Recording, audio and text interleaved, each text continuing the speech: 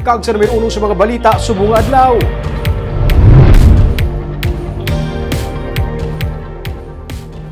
Sa Banwa sang Hinigaran, balay sa duha ka mga barangay kagawad ginsulod sa mga armado nga nagapangita sang election money. Sa video nga kuha sang himata sang isa sa mga kagawad, makita ang paghilibion sang anak sang kagawad matapos ini ginsulong kag ginaligar ginharas sa mga armado nga mga persona. Sunod sa nagpost ang video, nakagwa lang ang iya hinablos nga anak sang kagawad matapos sila ginpahapa sa katre kag ginpanguha ang ilang cellphone agud hindi makakuha sang video kag makakuha sang litrato.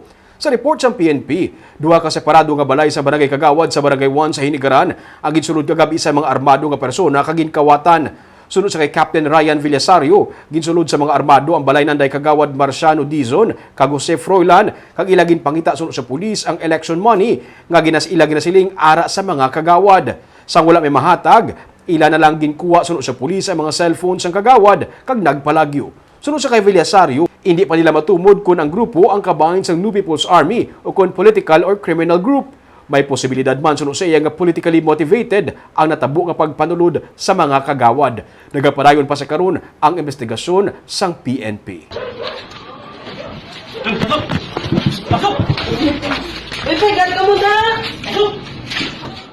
Matanggan niyo po, Len. Si Papa, tanggan niyo sa Di, Ellen, di na magpato, ha? Naman na rin si Papa sa Papa. Be, padayin ka ba?